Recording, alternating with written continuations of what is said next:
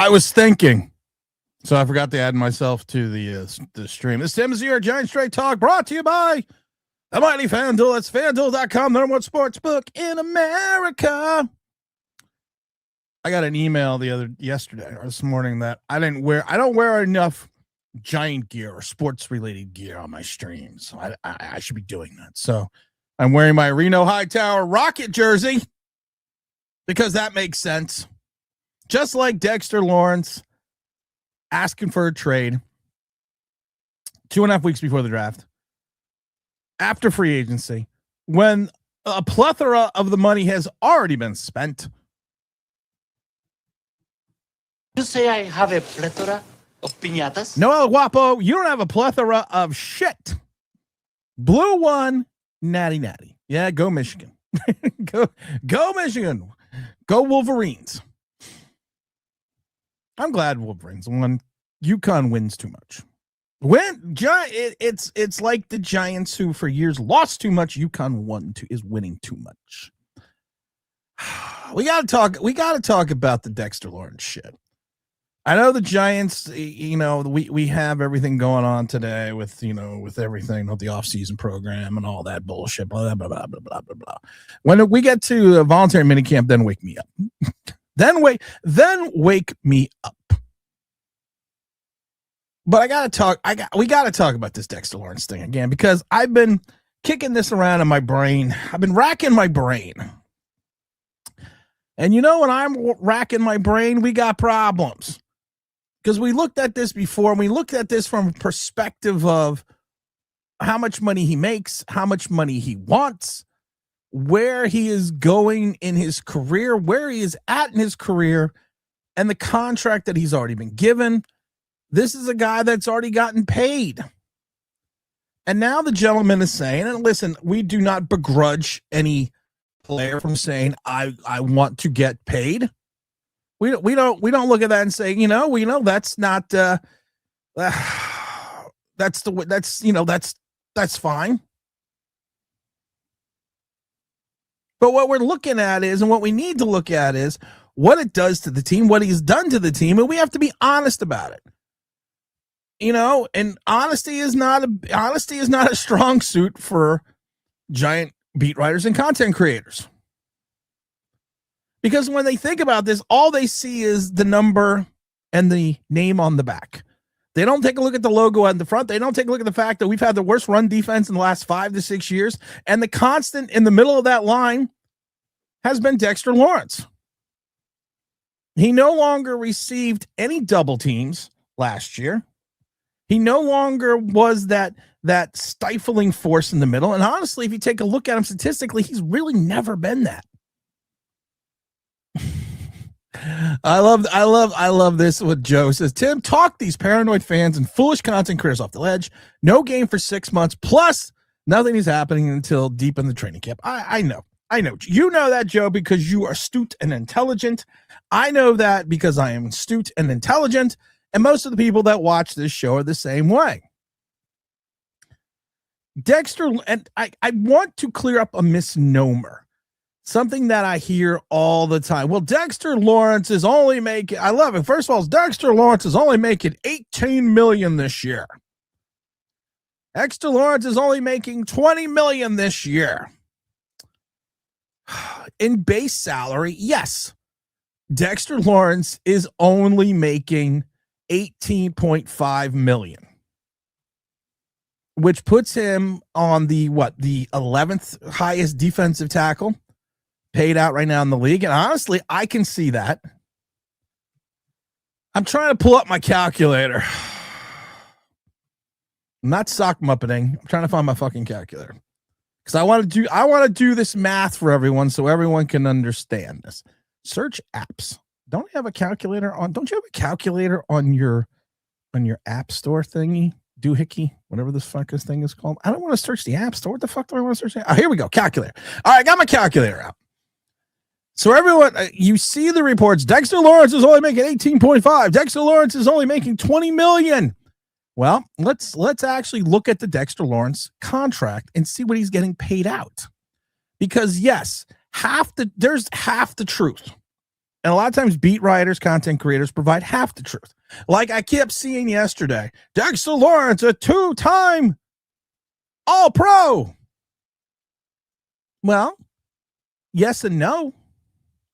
He is a 2-time second-team All-Pro. Pro Bowls mean nothing. I know that because Shedeur Sanders made the Pro Bowl, and all Giant fans had to remind us of that.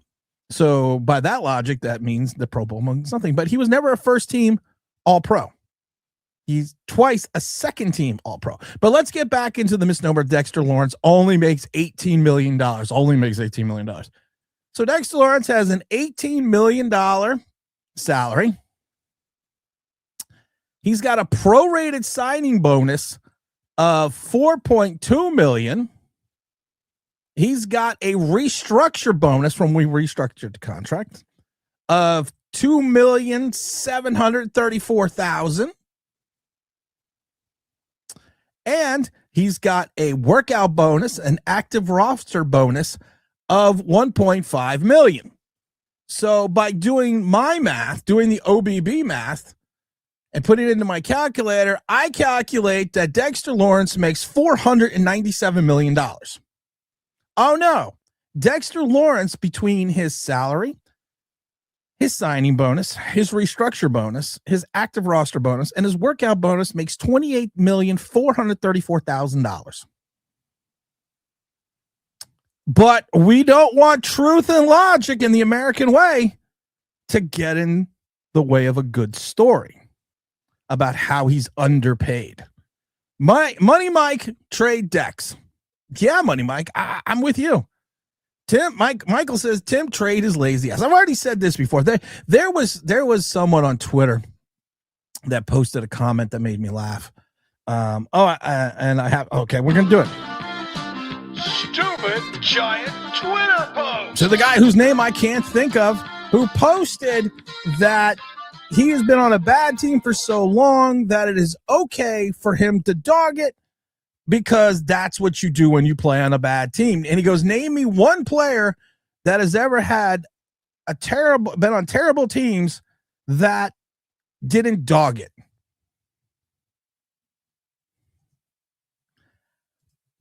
I started off with Barry Sanders. I then rounded around to Archie Manning. I talked about Myles Garrett. When the Browns are 5-20 since 2024. There are so many players that didn't phone it in. They didn't phone home. They didn't ET it by just phoning it in. Julius Peppers, the stalwart defensive end. Yes, he did play in one Super Bowl, but he was on a team he was on teams that were horrid for years and didn't mail it in. I love it because you also think about Steve Smith, the wide receiver. He had a Super Bowl appearance in 2003, but he was on god-awful teams. Steve Largent, who had the Seattle Seahawks had a little bit of success in the late 80s. They went to one AFC title game. Steve Largent was being thrown to the likes of quarterback Jim Zorn. There have been so many players who have been on bad teams, who experienced losses for years, and didn't Dexter Lawrence sit and have people say, well, he's allowed to dog it because he played on bad teams. Here you go. Joe Thomas, Calvin Johnson, Larry Fitzgerald, Amari Cooper, Ed Reed played for the Jets at one time. Eli Manning was on bad teams. Harry Carson until the 84 season, outside of the season in 81, all he did was perpetually lose, but he never mailed it in. He had no idea that after the 83 season that they had when they went 3-12-1, this first year under Bill Parcells, that they were going to be something special. But he didn't mail it in. But you have a segment of Giant fans wanting to pay this guy who are saying, well, he mailed it in. I put out some flyers yesterday because I'm selling a grand piano. Just kidding. I called some people that I know that worked in the league. I called some people that I know that still work in the league, and I was laughing because I was doing my research. And I said to Jay, and I was just talking to James Williams before the stream, and I said, I was doing my research. I was doing research. And all I was really doing was checking my emails because I was trying to figure out a trade package for Dexter Lawrence. I was trying to figure out his value. And I talked to about 7 different people. And everyone kind of says the same thing.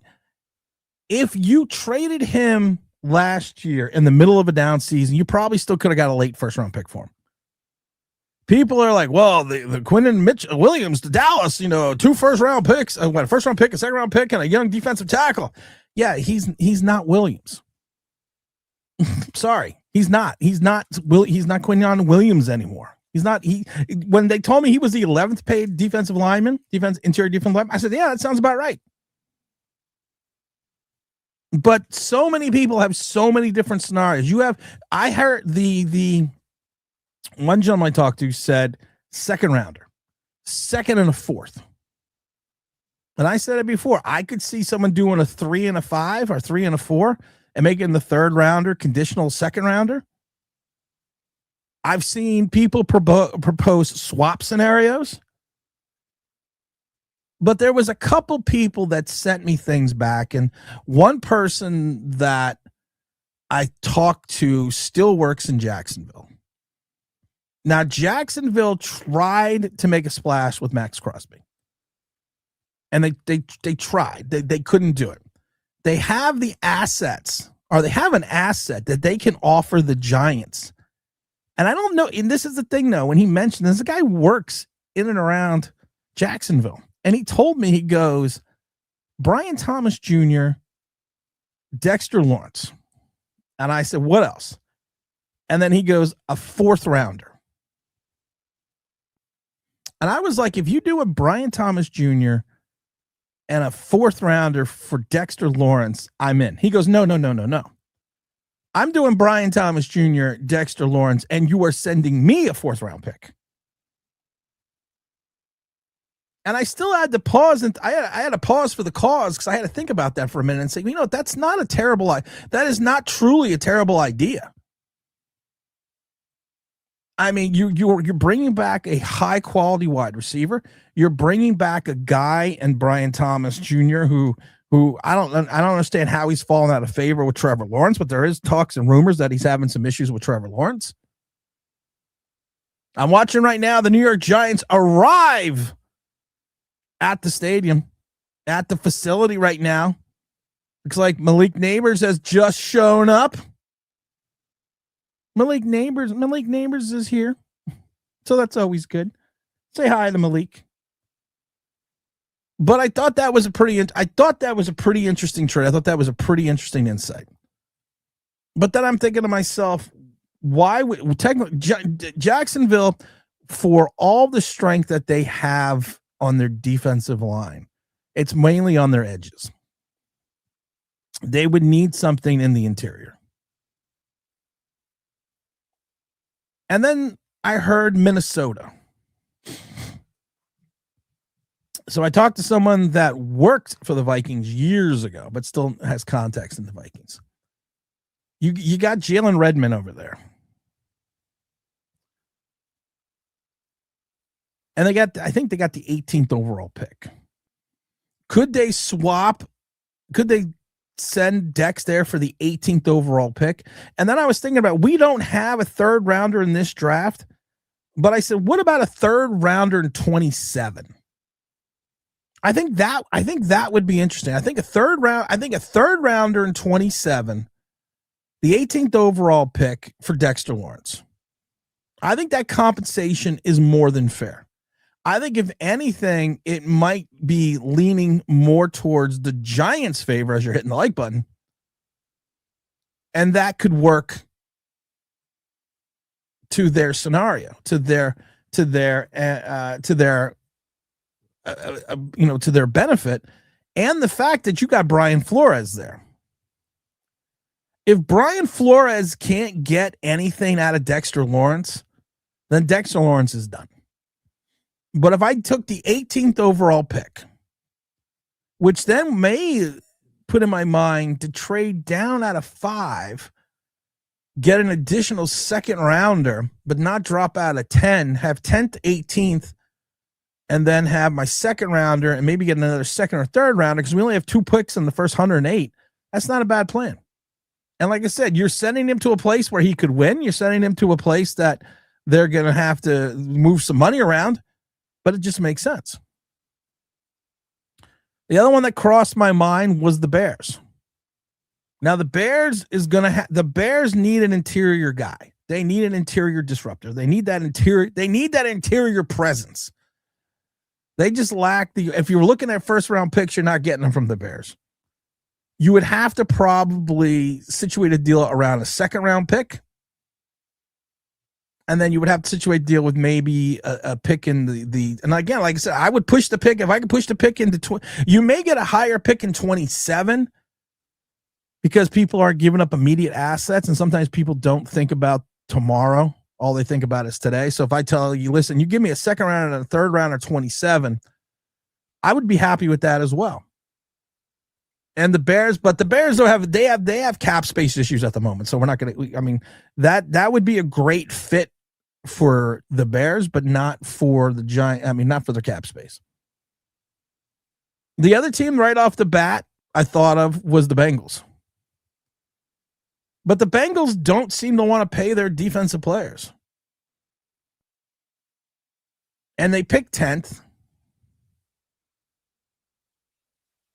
I would think that and again, like I said, all the people that I'm talking to, there's only one person, and it was the highest pick I heard was the 18th at Minnesota. Everyone else is talking second rounders. So maybe you offer a second. What if the Bengals 10th overall? So that means, you're getting the 42nd pick and you can get some other picks and they get to replace Trey Hendrickson. Not a terrible plan. The other thought process I had, Kansas City Chiefs have an extra pick in the Trent Duffy trade. They have Chris Jones. You have Steve Spagnuolo. You can get a later first round pick and maybe a 4th in this year's draft or next year's draft and pair him with Chris Jones and give them a utilization of an interior line that would be hellacious for a Steve Spagnuolo defense.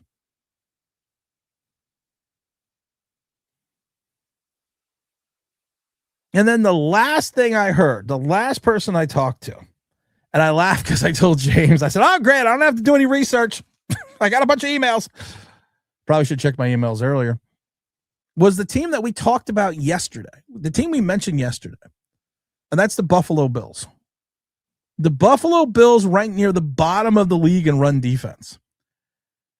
Now, listen, this is a guy that's been here for 6 years, and the Giants have sucked the last 6 or 7 years now with Dexter Lawrence, who have sucked the last 5 years in stopping the run, not only on the exterior but in the interior. And I keep saying if there's a constant denominator, and you're not putting everything fully on the blame of Dexter Lawrence, but if teams are no longer afraid to run into the middle of the Giants line, what does that tell you? But the Buffalo Bills, I don't know what the Buffalo Bills, not great in the salary cap situation.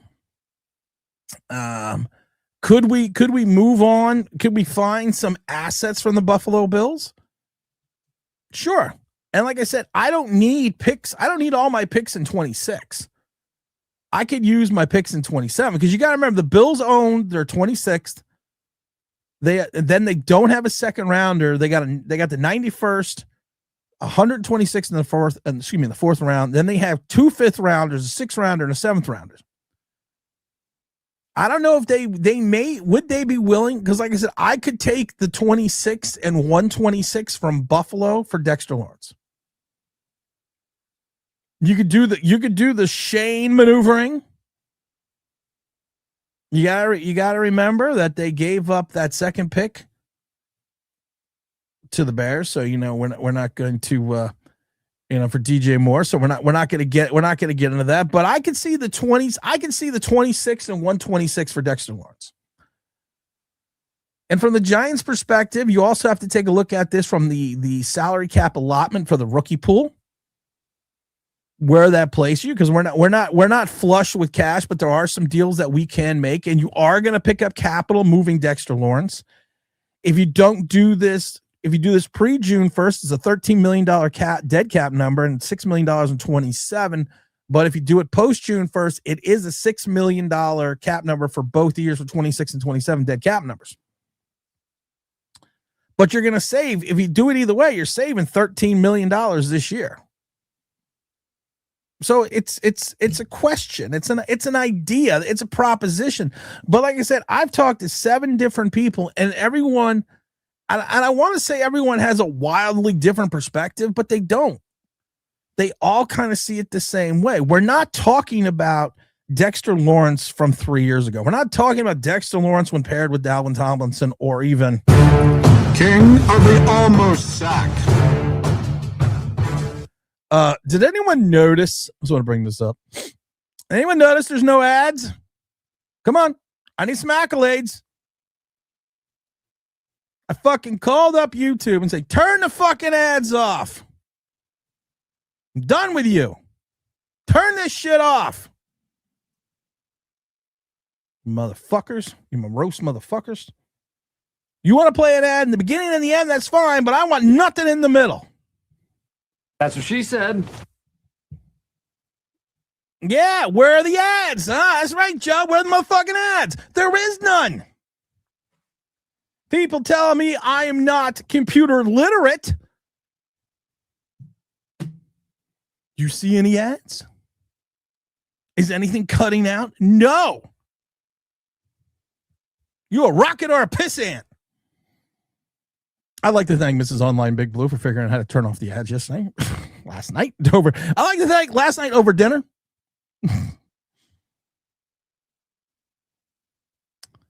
I like to thank Mrs. Online Blue for figuring that one out. I gotta give her all the credit in the world, because she literally sat down during dinner last night, like, okay, we're gonna figure out how to turn these ads off. I was like, oh dear Lord, thank God someone's trying to figure this shit out. Johnny Rico. Dex had a terrible year, but many people think he'll bounce back. If the Giants move him, they'll need a haul. Mrs. OBB is computer literate. Mrs. OBB is very intelligent. I've already said it, though. She's not that smart. She married me. Oh, wait, that was a dig at myself. Oops. I look at this and people are like, he's gonna bounce back. Okay, well let's take a look what Dexter Lawrence. Let's actually take a look at what Dexter Lawrence is bouncing back from.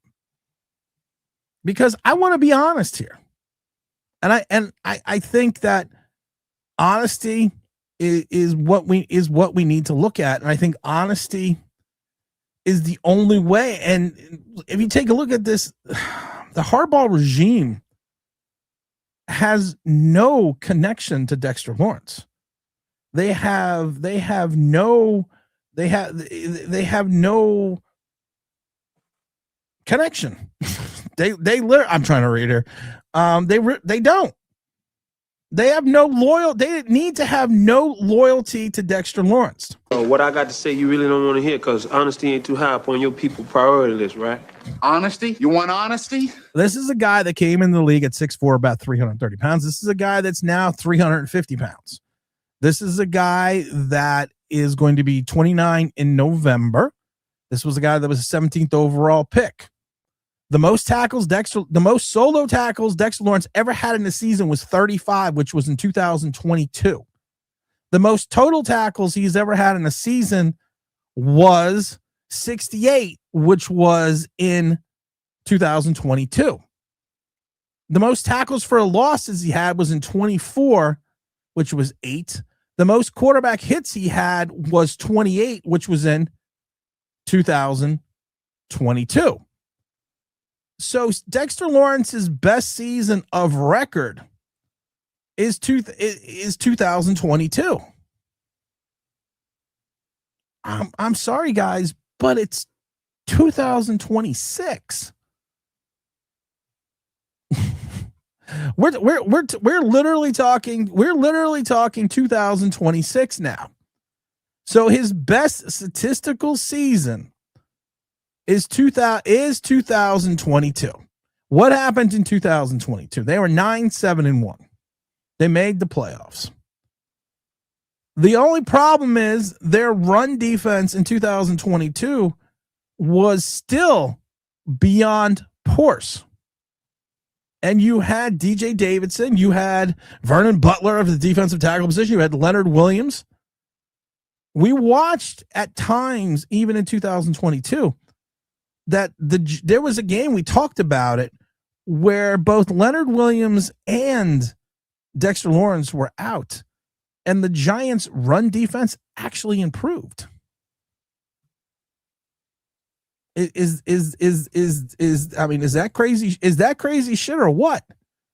It actually got better. They were giving up 5 yards a carry. They went down to 4. So what is that telling me in reference to Dexter Lawrence? And I love it because everyone's like, well, he needs a running mate. He needs a King of the almost sack. He needs a running partner. But you want me to pay you as you were one of the top 5 tackles in the league? But I have to get somebody to pair with you to make you hit your peak? That's what she said. That's to me, that's slightly, that's like you paying Aaron Donald and then telling Aaron Donald, hey, listen, we're not going to give you anyone else for years outside of one season with Ndamukong Suh, but you still have to be great, which he was. People like to say his 24 season was this great stellar season because he had 9 sacks. Most of those sacks came from the defensive end position. Dexter Lawrence had 44 tackles in 12 games, 23 solo, 21 assists. What does that tell me? That tells me he's not lead. He's telling me my defensive lineman, my interior push, my defensive tackle only has 2 more solo tackles than he did assists, which tells me he's not leading the point of attack. His career total, 107 years, 185 tackles, 156 assists. So he had 185 solo, 156 assists.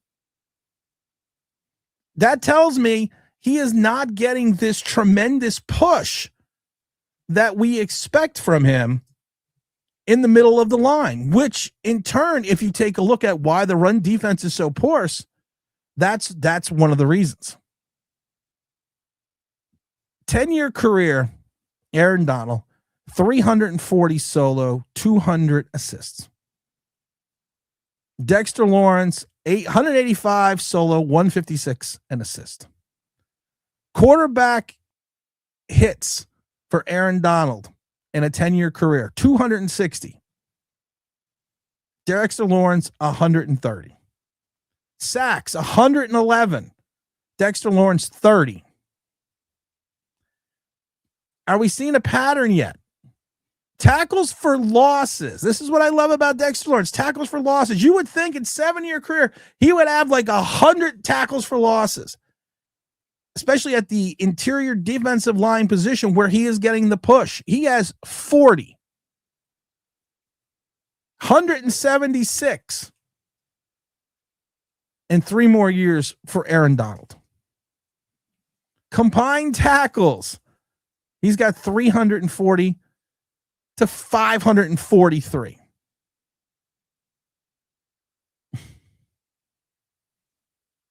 Are we seeing an issue yet? Are we seeing a point where he is not, if you compare him to the pinnacle, which is Aaron Donald, and Aaron Donald retired in 2023, And he had a bad season at 8 tackles and 8 sacks and 53 tackles. And Aaron Donald's worst season, 16 games, which to me was his final year. 8 sacks, 53 tackles, 28 solo, 25 assists, 16 tackles for a loss, 23 quarterback hits. What is considered to be the pinnacle season in 22 for Dexter Lawrence, 7.5 tackles, 68 solo, 68 total, 53 solo, 33 assists, 7 tackles for a loss, 28 quarterback hits. So Aaron Donald's last season, which is his worst season, was Dexter Lawrence's best season in 22. Statistically, his best season is 22. And he played more in the nose tackle position. Are we seeing a pattern yet? Are we seeing it? And I think that even Joe Shane said, we have been fielding calls for Kayvon Thibodeau and Dexter Lawrence. And they were like, well, who are you getting calls for? And they go, well, we're only getting calls for Kayvon Thibodeau. Dexter Lawrence evidently was made available and nobody was calling. So the people that say we owe him money, we don't owe him anything. You are a team. This is not Dexter Lawrence and 52 other guys, because he's not Dexter Lawrence is not Aaron Donald. Dexter Lawrence is not Chris Jones. There are probably 7 better defensive tackles in this league than Dexter Lawrence. But I'm supposed to pay him. Oops, the camera fell. But I'm supposed to pay him like he is the best defensive tackle in the league. And I'm supposed to hurt my own team to give him more money because he feels like he's worth it, even though he has come off the worst season, what is predominantly considered the worst season in his career. And his best season, if you compare it to the last season of Aaron Donald, is actually even worse. So Dexter Lawrence's best season is considerably similar to the worst season of Aaron Donald.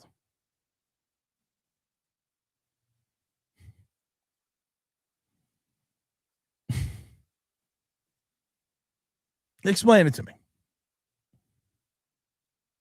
That's what I want people to do. Just explain that to me.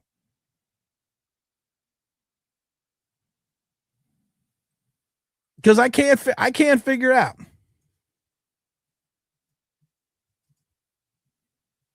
Because I keep looking at it and I keep seeing there are so many players.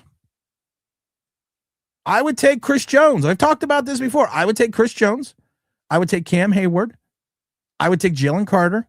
I would take Quinnen Williams over Dexter Lawrence without even thinking about it. I would take Jeffrey Simmons.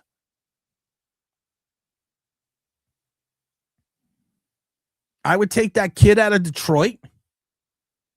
I don't know how many that is. That's 6 guys already I think of off the top of my head that I would take over Dexter Lawrence right now. But he's supposed to be. Logic is irrelevant. It's only feelings mattered.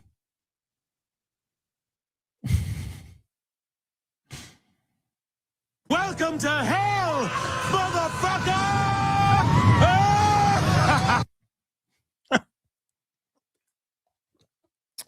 Let's see if there's any other. Let's see who else is reported to camp. We just saw Malik Neighbors walking in. Malik Neighbors is arriving at camp. Fire Joe Shane posted that first. I got to give a big credit to Joe Shane. Back in the building, I see Jackson Dart. I see Brian Burns. I see Tremaine Edmonds. I see Andrew Thomas. Why is Andrew Thomas walking with a limp? Andrew Thomas. Let's see. Let's play some music here. We're watching them all come in. Yeah. Andrew Thomas walking with a limp. Why are you walking with a limp? Jordan Stout coming in. Jordan Stout, you better learn how to kick, motherfucker. Listen, you morose motherfucker. You better learn how to kick. Philosopher says a lot of dumb Giant fans are saying, pay Dex, he ain't worth it. I'm not saying he's not worth paying him something. I'm not saying that. I'm not saying you look at Dexter Lawrence and say he's a bum. I'm not saying you look at Dexter Lawrence and say you shouldn't give him, if you want to give him you want to give him an additional year and tack on some cash. I don't have a problem with that. But I'm not paying him like he's the best guy in the league because honestly, he's not even the best player on our team. That moniker goes to Brian Burns. And technically, when Andrew Thomas is healthy, Andrew Thomas. And then I would probably go Malik Neighbors. And then honestly, if I'm going in regards to importance, I would go Tremaine Edmonds. So technically, he is probably Dexter Lawrence right now, the 6th best player on our team.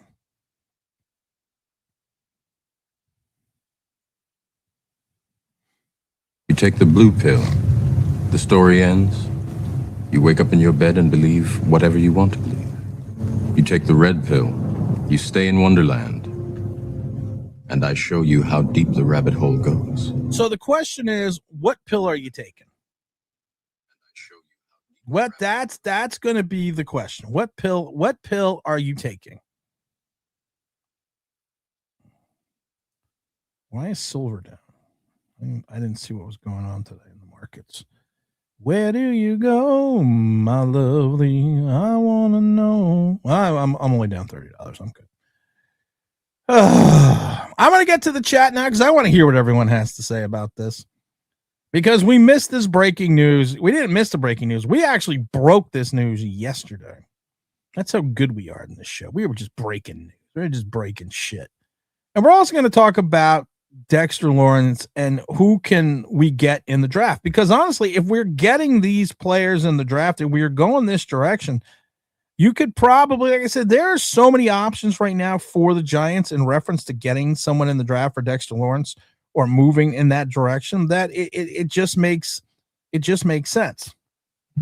But let's get to the chat a little bit before I get into anything else. I want to see what everyone has to say. Mike Lee says, good morning, Tim. Smash that like button. Don't let the door hit you on the way out. Not having a third round pick is really hurting us. Really, it is. Because we got, 2 picks in the first 106? Joe Spano says, Spano Spot, good morning, Tim. Dylan, my dog, and I are both fired up from some New York Giants straight talk. I had to feed the dogs before I came downstairs. One of them still got a cone on its head. So, and she's like a rambling. she just like tears through the house now. Let's see here. Zooey Mama. Dexter, have fun in the UFL for the Columbus Aviators. Thank you, Zach Tech. That made me laugh. Big James Stein in the morning. Joe also says, Tim, talk about these paranoid and foolish content creators on the ledge. Oh, we already talked about that. You wake up before Dex goes lol. Zach Tech says, I'm sick of these so-called superstars that get hyped in the media. They deserve zilch. You are millionaires paying a kid's game. You have any chances. Otherwise, your career can go bye-bye. I'm just saying, though, be honest. Don't give me the shit that he's only making 18. I love it. He's only making $18 million. He's making 28.5. You got to count the bonuses. You got to count the restructures. You got to count the roster bonuses. You got to count the workout. I think the workout bonuses is the one that cracks me up the most. You got a 350-pound guy who's gained 20 plus pounds in his career, and he's getting a $500,000 workout bonus.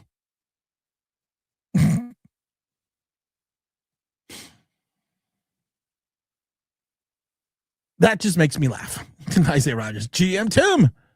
What did Brand Tricky say to Ralph Kiner when he asked for a raise leading into the home runs? You came in last with we came in last with you. We can come in last without you. Yeah. But the idea is to win. And my thought process is I think we can win. I think we could be just as good in the interior line with Dexter Lawrence. Do you see the light? What light? Have you seen the light?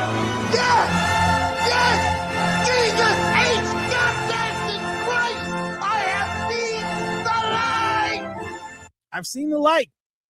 And the light is Caden McDonald, Peter Woods, Caleb Banks, Christian Miller, and Lee Hunter. Caleb Banks to me is, and I talked about it, Caleb Banks is a fucking knucklehead. I get it. Caleb Banks has some issues off the field, but at his size, at 6'6", 326 pounds, he's suited perfectly for a 3-scheme defense. 3-4 scheme. Perfect. Peter Woods, perfect size, versatility. Great first step. Caden McDonald at Ohio State. You need someone in the midst of that line that can do something special. And if you are moving back up into the first round, allegedly, because that's what we're gonna get 5 first-round picks for Dexter Lawrence. If you're moving that up, you're gonna get Caden McDaniel in the mid-round. McDonald, sorry, I'm not calling McDaniels. It's McDaniels, not McDonald's. These rhymes are Daryl's and the burgers are Ronald's. That's why. Caden McDonald. Sorry. Sorry. I sorry. I just had a little Run DMC moment. But if you're looking for a true run stuffing disruptor, I had one friend, and we're gonna have someone on Wednesday. We've mentioned who he's coming on Wednesday, but I'm just gonna confirm it again this afternoon, just to make sure he's gonna be on Wednesday at 4:15. We're having a CBS draft expert, CBS Sports draft expert, Sportsline draft expert. Oh no, not Sportsline. I'm sorry, CBS Sports. We're not going to get into it yet. We just want to double check and confirm with them this afternoon before we talk about it again. But my friend calls this guy the human roadblock. It's like trying to move a brick. Centers will have issues moving, Caden, because he has something that you cannot teach. He has athleticism and strength. He is an anchor. If he was there when the Titanic set sail and they decided to anchor the Titanic and miss the iceberg, that ship wouldn't have moved. The power run will go to die in the middle of the field. And the only problem is that would force you to the outside. But we have other players. Philly, go get him. If you're going to if you can potentially get the 17th overall pick from Minnesota and you grab Sonny Styles and you grab Caden McDonald, you basically have, and if you can get anything out of your secondary, you've done something special. AJ Marshall says, Nietzsche says, out of the chaos comes order. Nietzsche says that. Nietzsche did say that. Out of chaos comes order. Tim Trade is lazy. Yes, we're down for that. Dex wants to get paid, and I want to be young again. Looks like neither of us are getting what we want. Money Mike says just trade him. Maybe a 1 and a 3rd rounder. I can't see it. If you have a team that's desperate, and like I said, you have a desperate team like the Bears. I think the Bears are what we talked about. I believe they have 2 second-round picks. Maybe you get 2 seconds for the guy. Like I said, I've seen everything. You're not getting multiple first rounders. He's not Max Crosby. You're not getting multiple first rounders. If you get a mid first rounder, and I don't even think you're getting that. I think people are way over evaluating his trade value, especially since after free agency and most of the money's gone, except for bad teams. Most of the cash is gone. And you have the rookie the rookie pool. Joe says, no logic. Dexter is Albert Hainsworth. Yeah. I mean, is he Albert Hainsworth? Albert Hainsworth, I think Albert Hainsworth gets a bad rap because of what happened in Washington for the contract that he signed.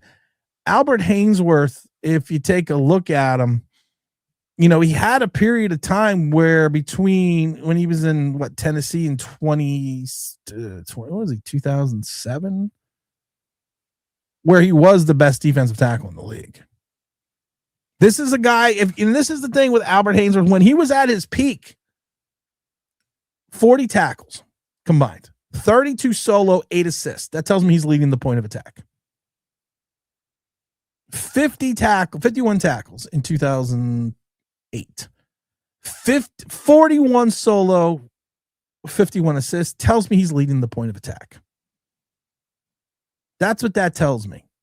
He had another season with 52 tackles, 36 solo, 16 assists. He had another season where he only played in 10 games, 30 tackles, 23 solo, 7 assists. It tells me he led the point of attack. Even in Tampa's last season where he didn't play well, 20 combined tackles, 18 solo, 2 assists, which tells me he leads the point of attack. He does what an interior defensive lineman is supposed to do. Big James says, Dex can go. He has not played well for us in the last 22 games. Only 1 sack during this time period, plus his injured elbow. Health is suspect. At best, he played like he doesn't want to be here. Bye-bye. I've said this before. I'm going to say it again. He came out and said the elbow was not an issue. Dexter Lawrence literally came out and said the elbow is not an issue. And I said this, you can't come out and proclaim the elbow is not an issue. The elbow is not a problem. And then turn around and say, well, the elbow hurts. Well, you can't do that. Well, you can, and he did, but you can't. Dexter will be 29 in November. Get a first and a second draft defensive tackle, Peter Woods. Money Mike, listen, I like that. But I think the only team that would probably give you a first is Minnesota. And that would be the 17th overall pick, which I would take, but I don't think you're getting a second. I probably think you get a fourth then. Because Minnesota makes sense. Minnesota does have a defensive tackle, but it makes sense to put him in a Brian Flores defense. It gives you a better understanding. Let's see what else. Let's see what's going on in Giant Land. Back in the building. Oh, we re-signed Ryan Miller. Breaking Giant news. We just re-signed Ryan Miller. Here comes Darius Muasau. Oh, yeah, he looks like a linebacker.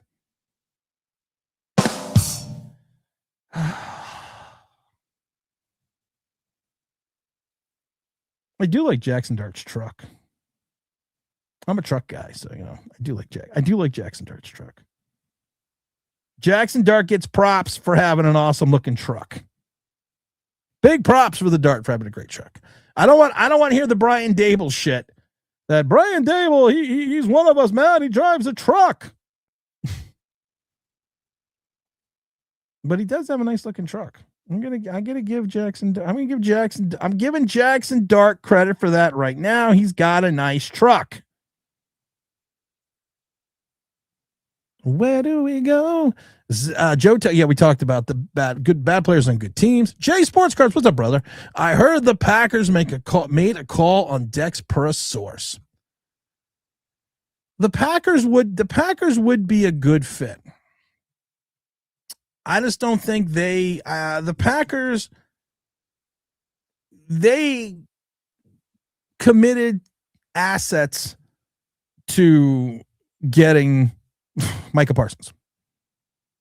They committed assets. So they have, what do they have? They have all their picks. They have 7 total picks, and they have from 2nd to 6th. And they have 2 in the 7th.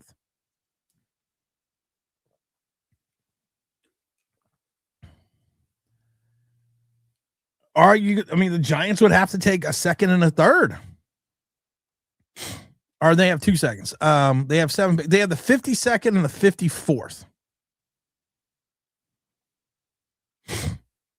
Is that going to be enough?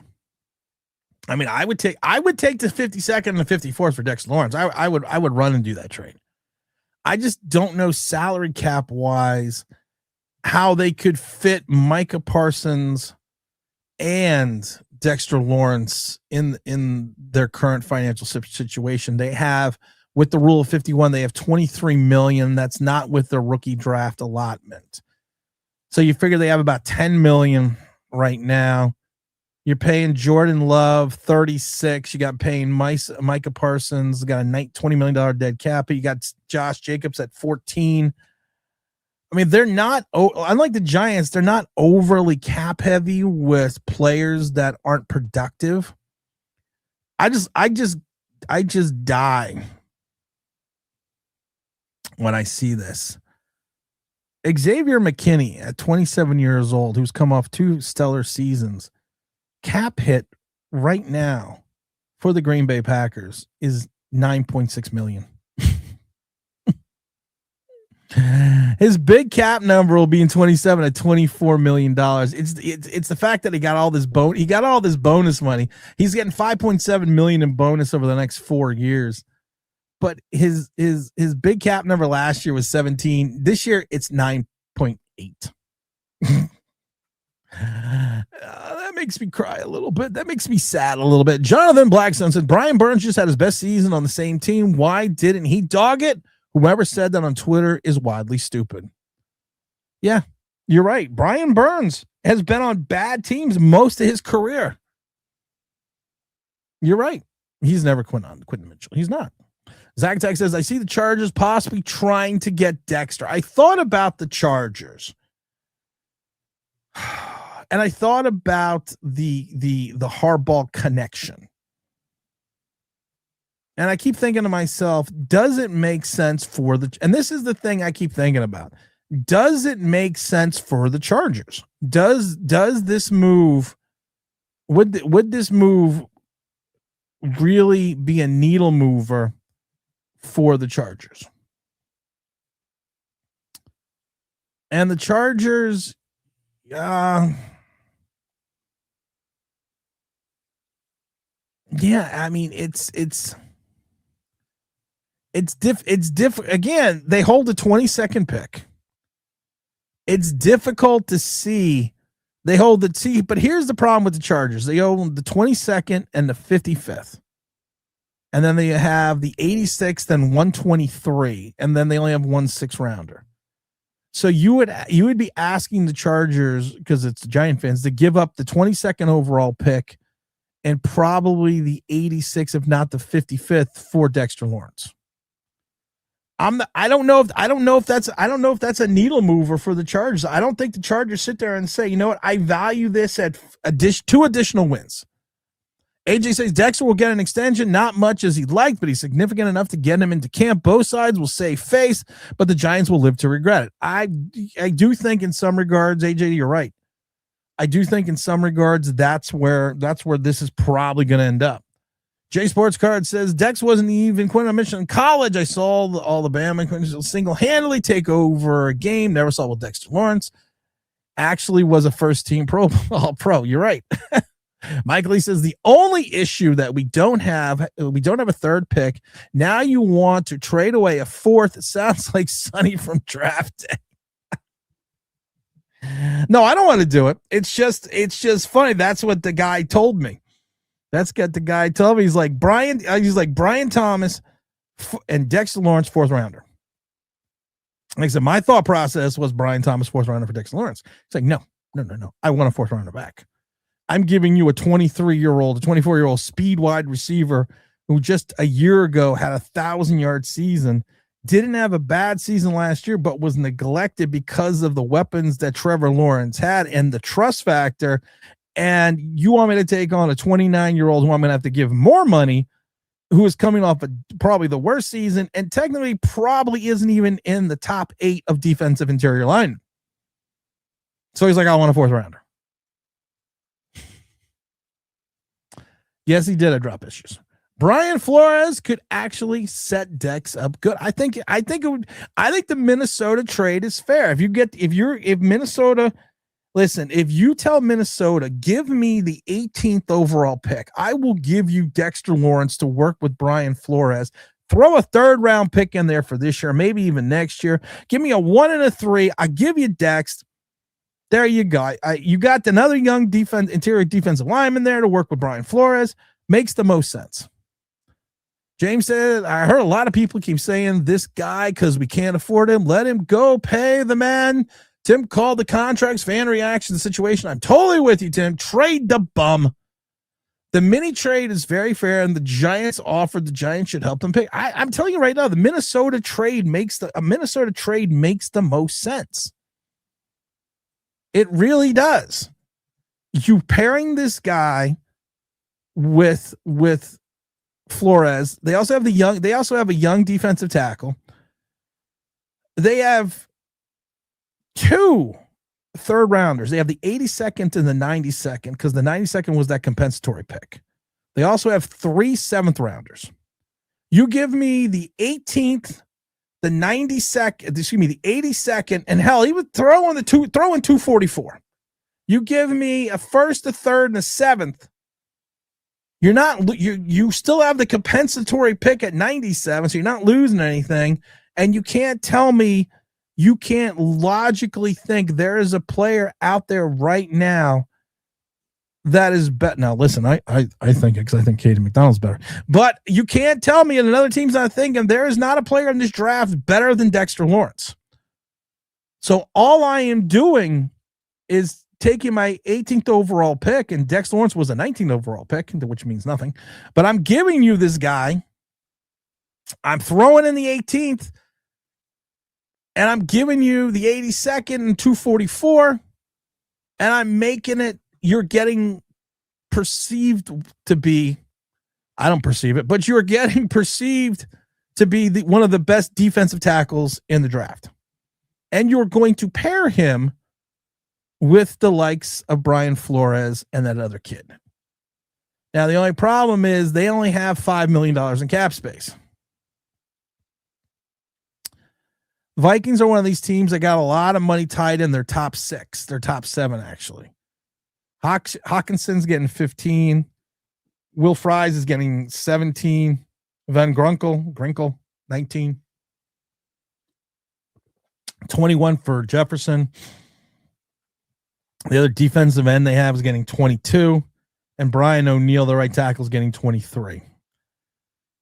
So there will be some restructures involved, but the good news is for Minnesota, you're losing that first rounder out of your salary cap, out of your rookie cap allotment.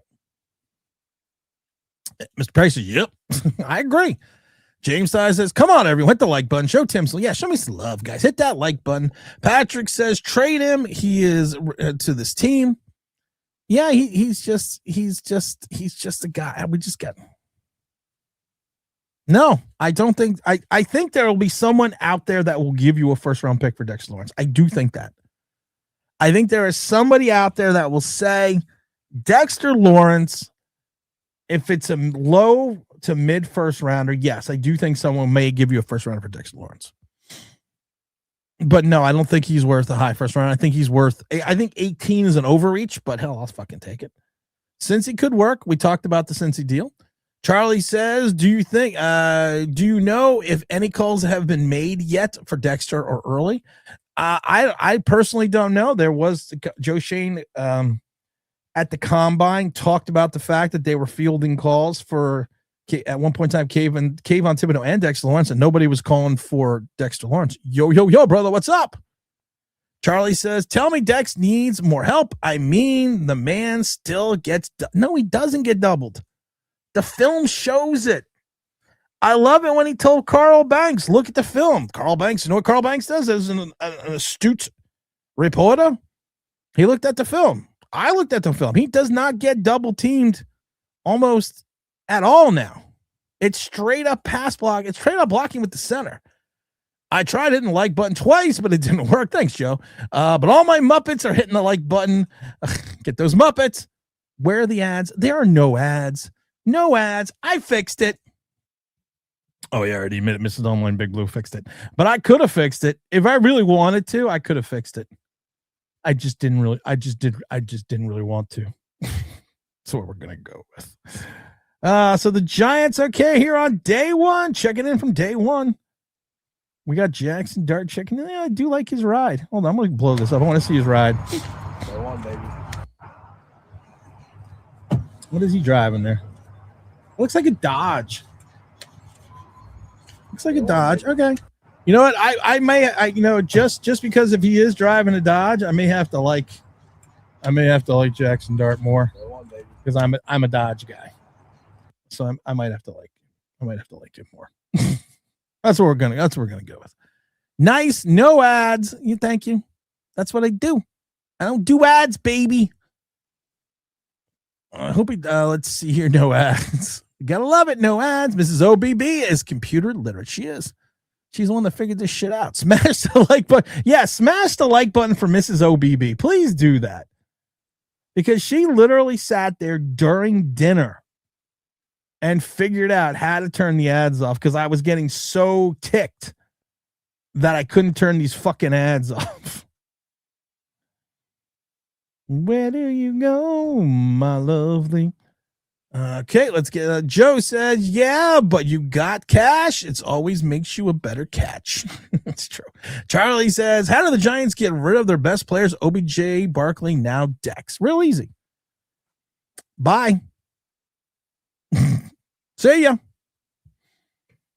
Here's I have this left over, Dex. Hold on. I stole this. So I have this left over, Dex. So here. Why don't you take this, pack the rest of your locker in here, and I'll help you pack the rest. You actually should be pretty well packed up because it's the off season. So we're gonna take the whatchamacallit chest. We're gonna take the booty chest. the turnover chest. We're gonna take the booty chest, and I'm gonna give it to you, and you can put your right guard in here. You can put your watch in here. You can put everything else. And our traveling secretary is going to give you a ticket over to Minnesota. We will make sure that anything that we have left over here in the building that is yours, that you would like, we are going to make sure we forward that along with you as well. And we wish you the best. And we'll take the 18th, the 86th, and 244 for you. Well, that wasn't that hard. He's round enough to bounce.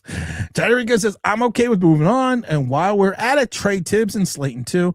Tibbs would make sense. Slayton, we can't trade. We can't trade Slayton till next year. Patrick just says, let him go. Patrick's saying, do an Elsa. Let him go. Let him go. Ben's saying it. He does. He was 320 when he came into the league. He's 350. I'm just saying there are guys that you can get in this draft in the first and the second round who could easily replace Dexter Lawrence. You are not getting this. And I think Dexter Lawrence now, and I've said it before, is a name. I think that's what he is. He is a name. I would take Lee Hunter. I would take Caden McDonald. And I would take Mr. So we were talking about Mr. Corleone the other day. These are guys I would take. I would take the orange. But if I could get Lee Hunter, that's another guy I would love to have. Lee Hunter is another guy that I would love to bring in. Mid-second round pick. And I love it. Scattering reports. Leads the point of attack. Natural anchor against combo blocks. Thick, forceful base. 6'9" wingspan. Built to clog the interior gap at the next level. Run tape is consistently impressive. 58 stops. Run stops over 2 UCF seasons. Confirms it.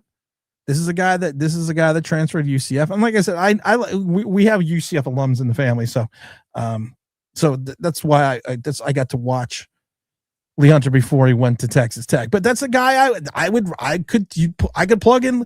Imagine a young interior line with either Caden McDonald, Lee Hunter, flanked by Brian Burns, Abdul Carter, rotating in Kayvon Thibodeau, and a linebacking core of Sonny Styles, Tremaine Edmonds, and hell, even bringing back Micah McFadden, and you revamp your secondary, and hopefully you get something out of the guys, you may actually have a more than competent defense.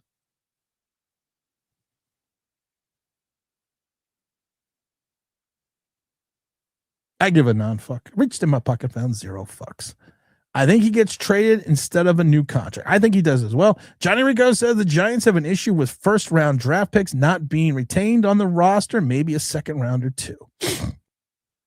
This is a new regime. This is a new Giant era. We're not worried about the past anymore because the past is in the past and the future is now. Fuck it.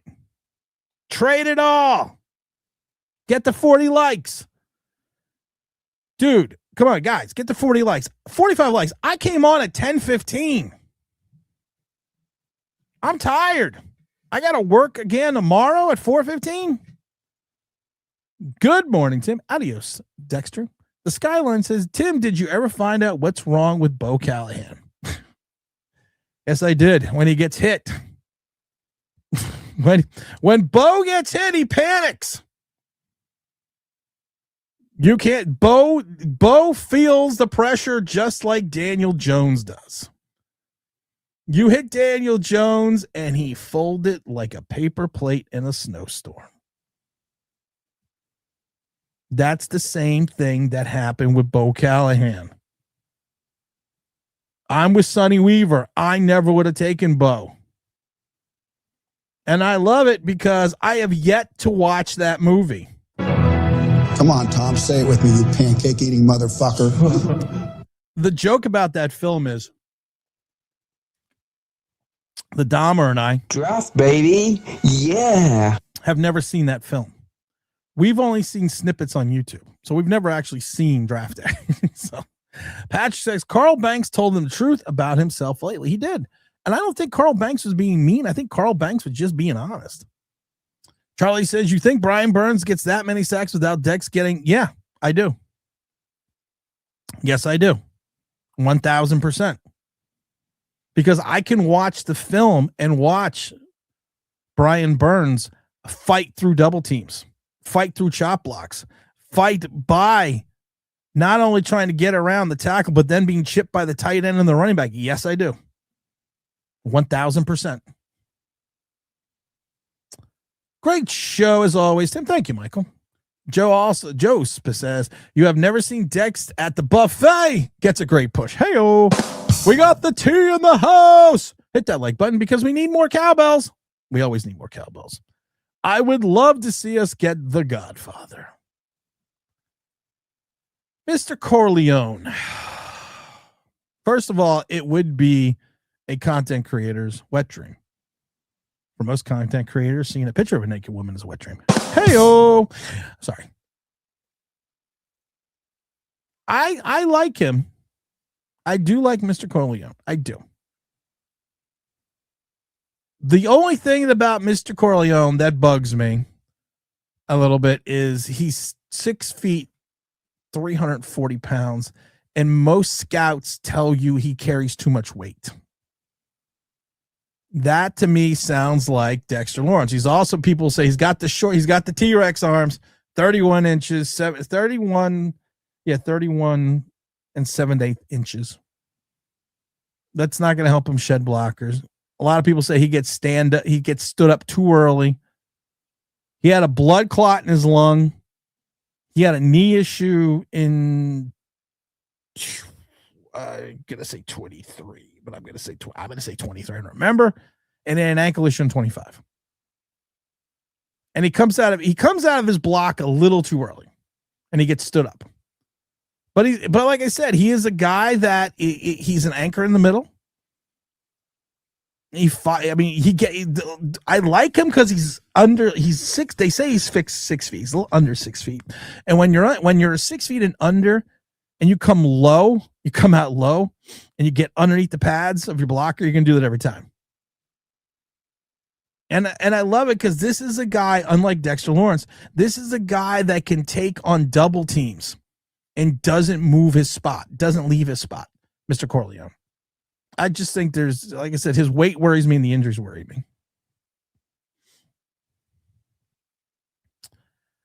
Mike Lee, what does Mike Lee says? He thinks because he is the best player on the team, he should be paid as if he's the best player. He's not even the best player on the team.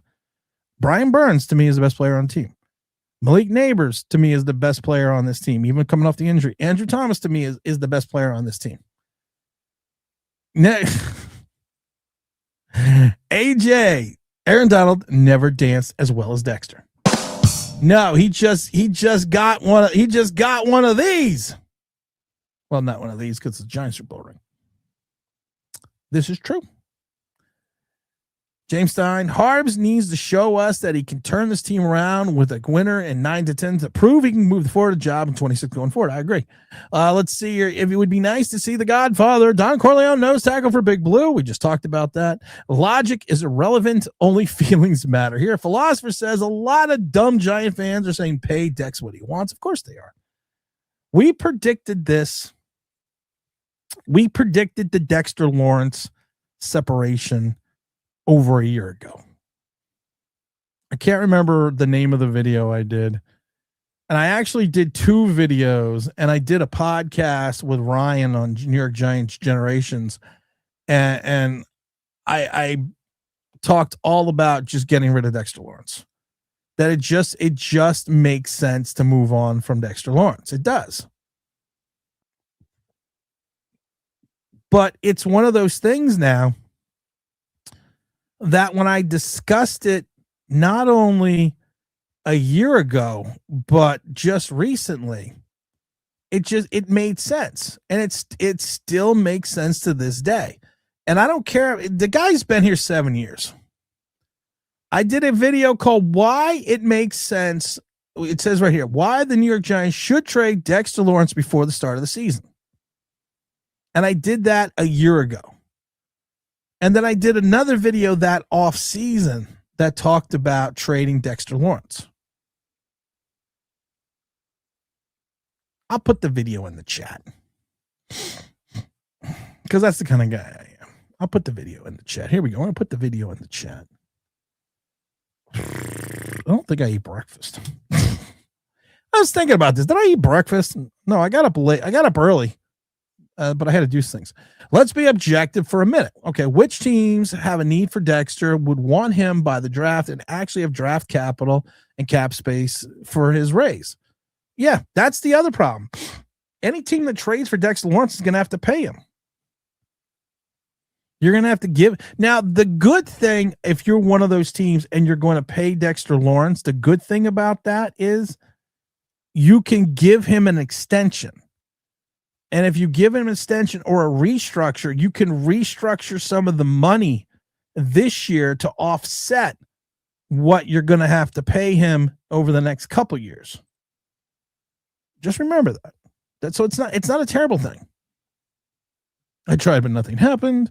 To Protect says this move will define the beginning of the Harbaugh era. Yes, it would. I agree. 1,000%. Andrew Thomas was born injured. He really was. Yeah. But when he's healthy, when he retires, Andrew Thomas stat sheet will have an asterisk for every year he played a full season. Let's see here. Still always take the red pill. You need to get a 3rd round pick. We do need a 3rd round pick. But and again, like I said, but if I can get a 3rd round pick next year, if I could get an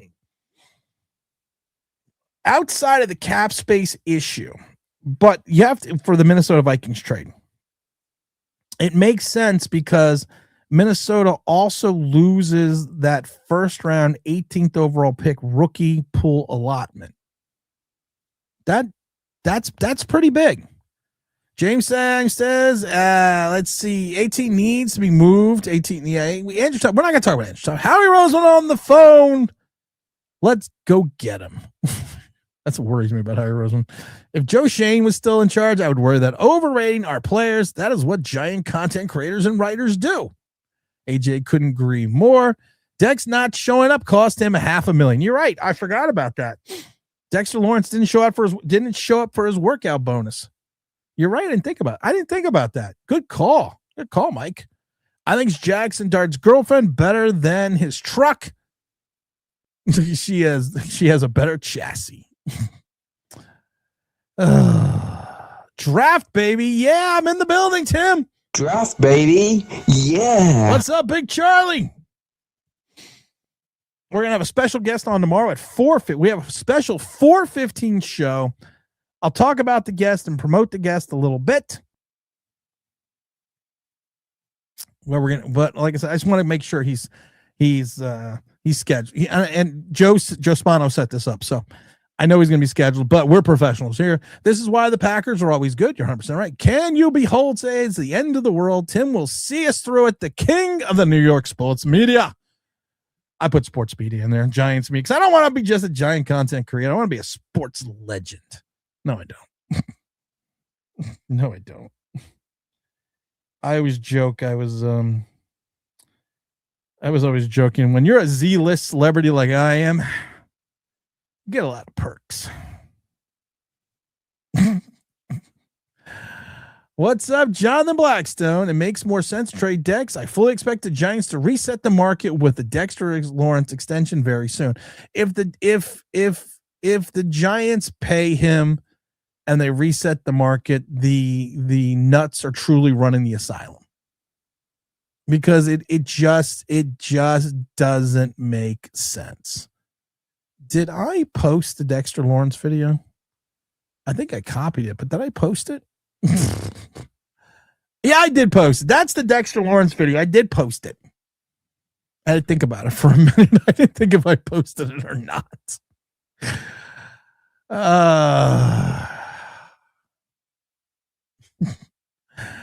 How do you know that's a McLovin staring a hole right through your back, Tim? I had to take the glasses off. I had to ruin my McLovin doll by taking the glasses off. I had to ruin one of my toys. What do we got here? Yeah. Dex is getting extended, Tim. You want to bet? No, I don't want to bet. I don't want to bet. That I don't want to bet. Because that would be the giant way. That would be the giant way to drop a shit ton of money, extend him till he was like 32, and then he's going to have another sucky season. That would be the old giant way. I'm looking at the Harbaugh way. There was a movie with not Michael Keaton, with James Woods and the kid from Family Ties called The Hard Way. That would be the hard way. Yes, but the Giants, no, they don't have the cap space. Dex is gone. Let's get Don Corleone, nose tackle for Cincinnati. I like Corleone, but like I said, I'm a Lee Hunter fan, but I'm okay with both. Philosopher says, I'm hearing Dex is looking for 35 per year. Chris Jones gets paid 31.7.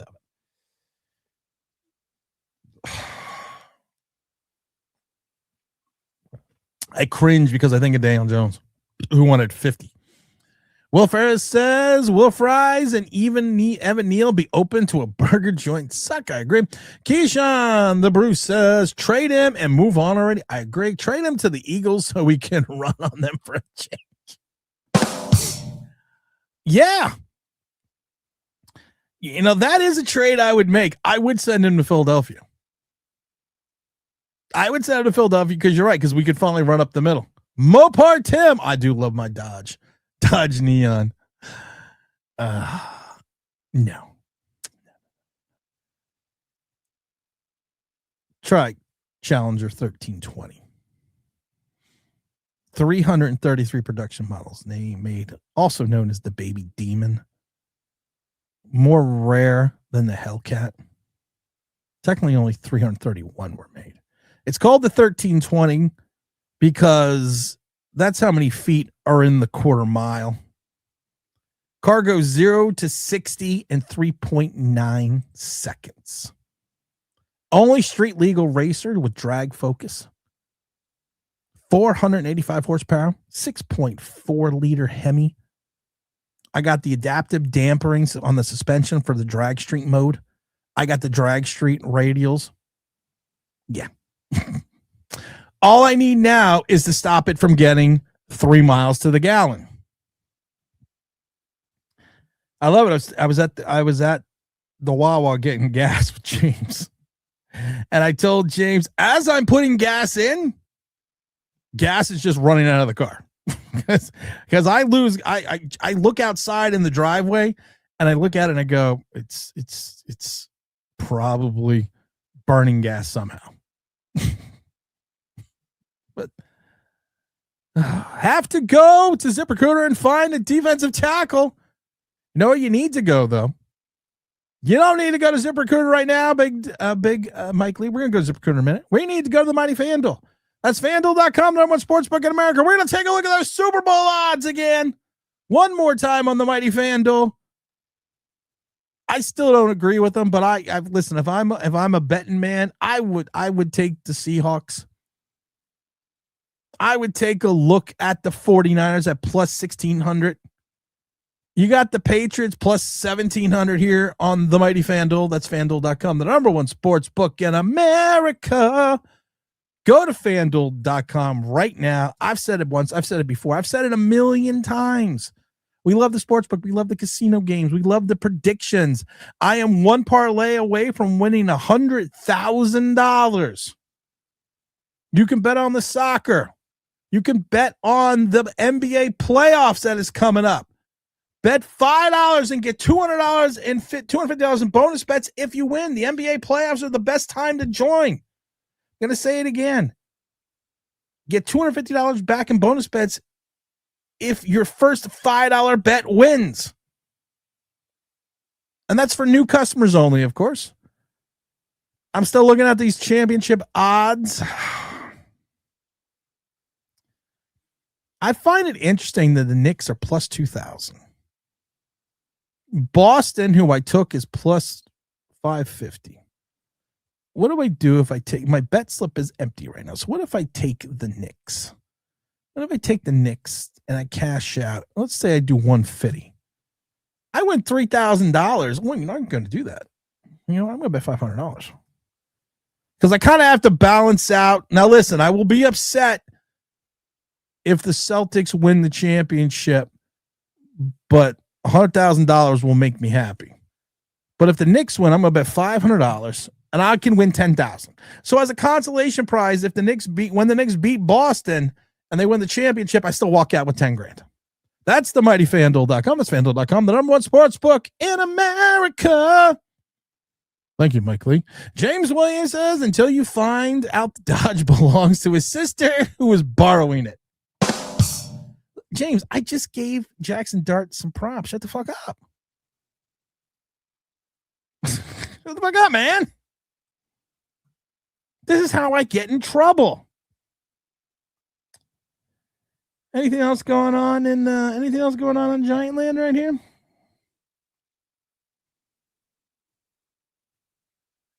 I love this because now, like, Jordan Renan says the highest drafted safeties this century have been Sean Taylor and Eric Berry, both picked at 5. Would the Giants do it with Caleb Downs?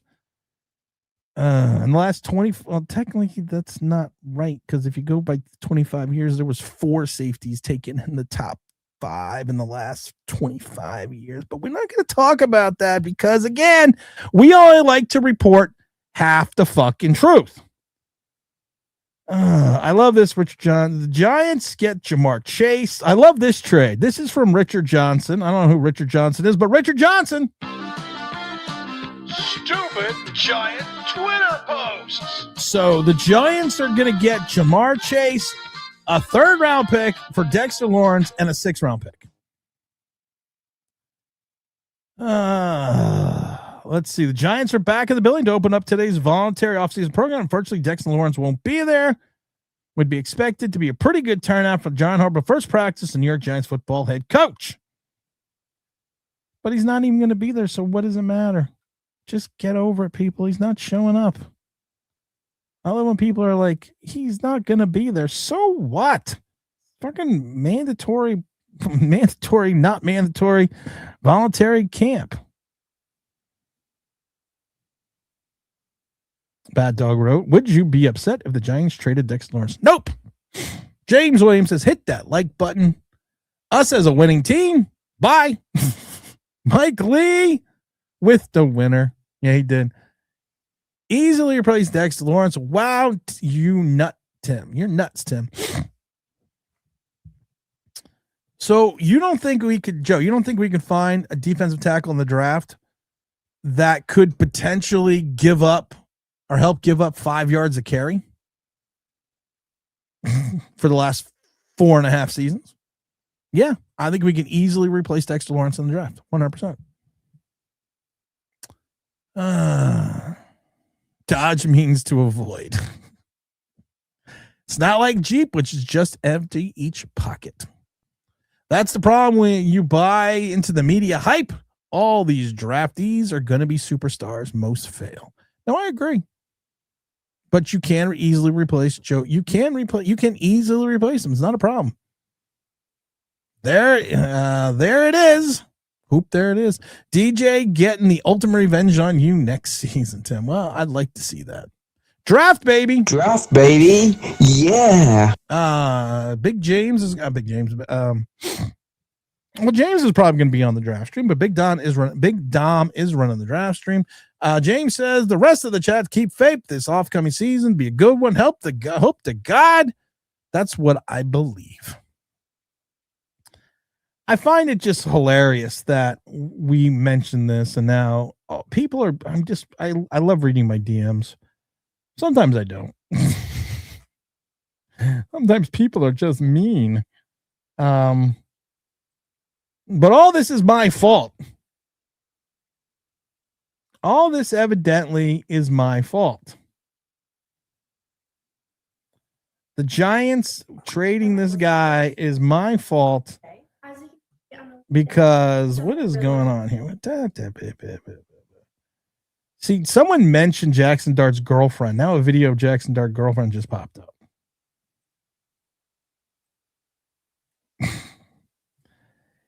AI is a scary beast. It is, let's see, it's more ho shame and hubris thinking guys are easily replaced. How that work over the last few years. No one said Xavier McKinney would be easy to replace. No one said Saquon Barkley would be easy to replace. But Dexter Lawrence can be replaced. Name me the last true superstar nose tackle that altered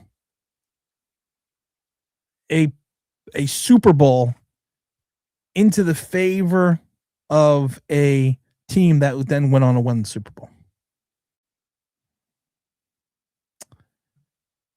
Where do you go? Mike Lee says back in the day, the Giants used to get rid of players before they started declining, regardless how the good,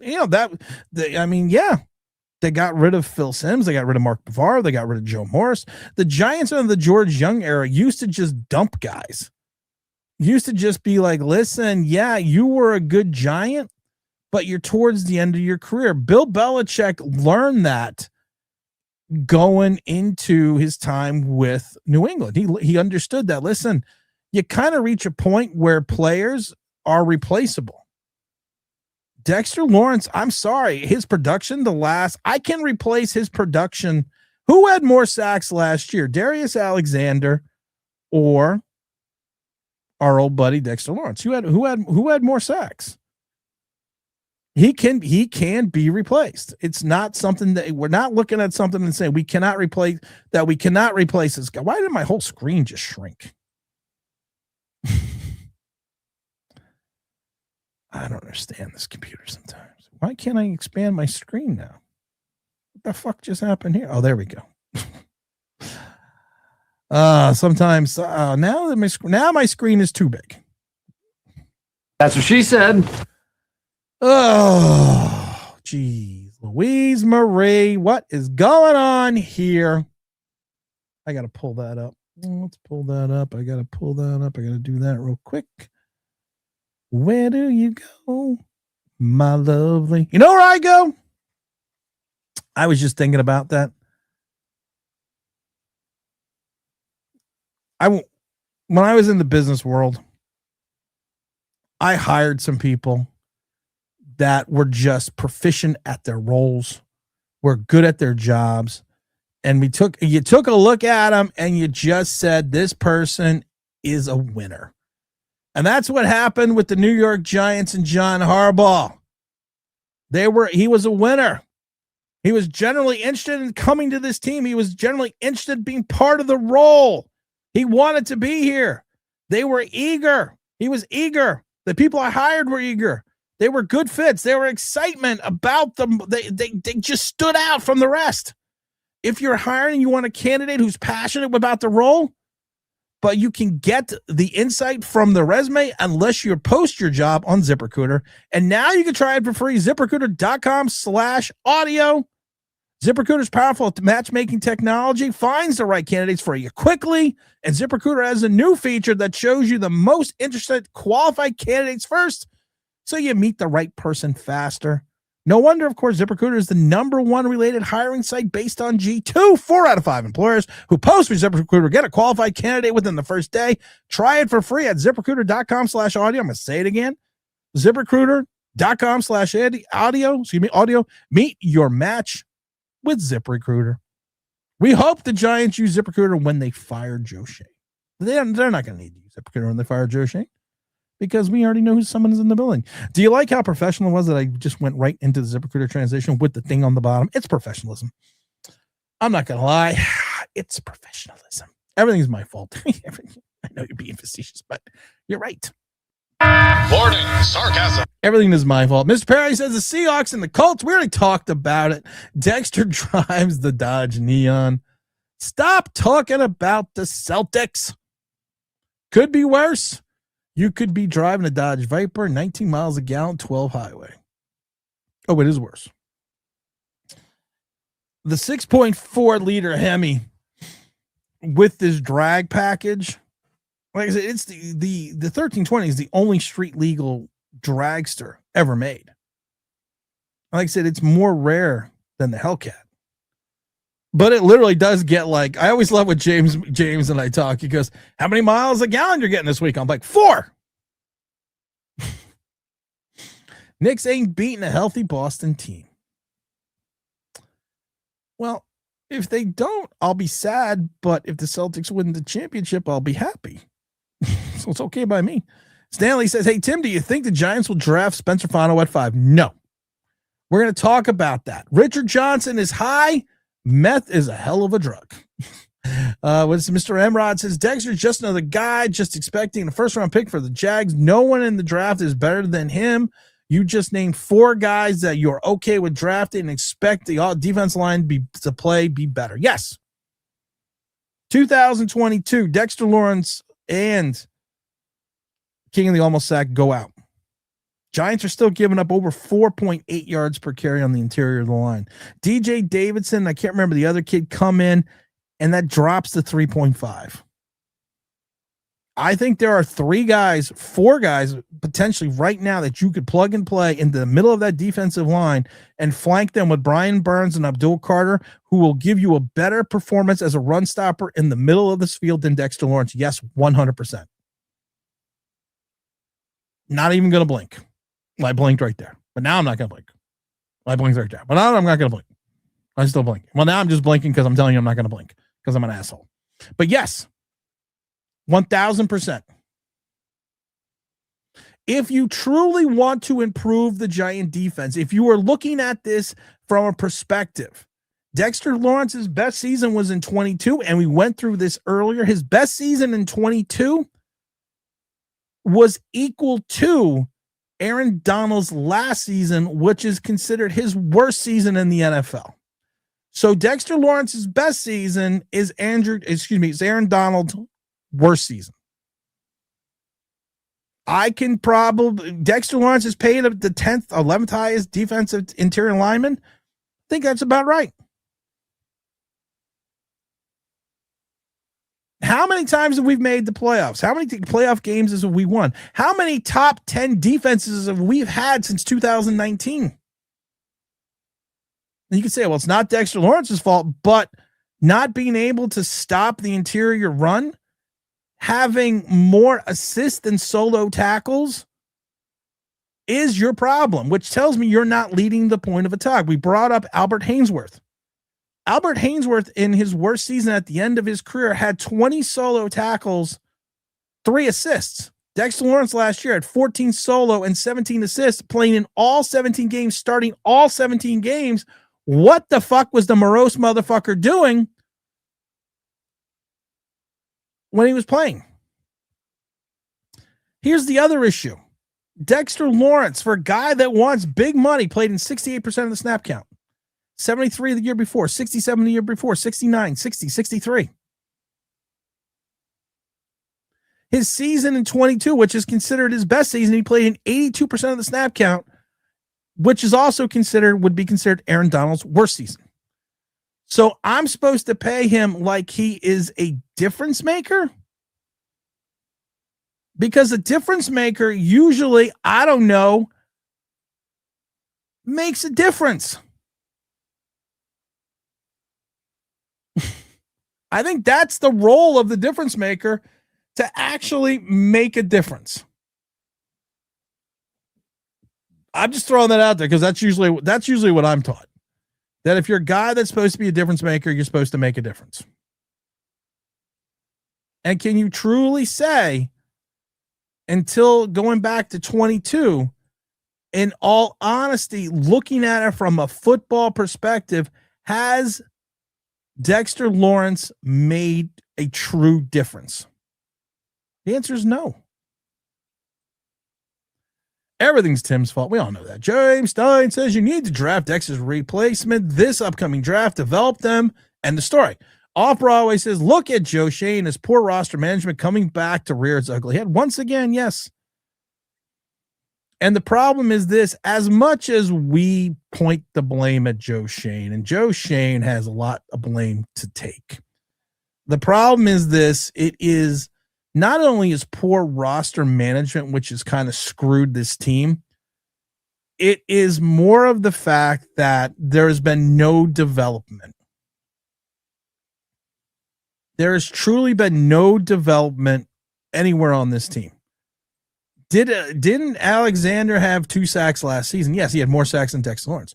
Stanley says, hey, Tim, Dex is overrated. He's never really was that good to you guys. Soft, and that's why the Giants were getting gashed on the run. He is the main reason for this. I don't think he's the main reason. He's part of the reason.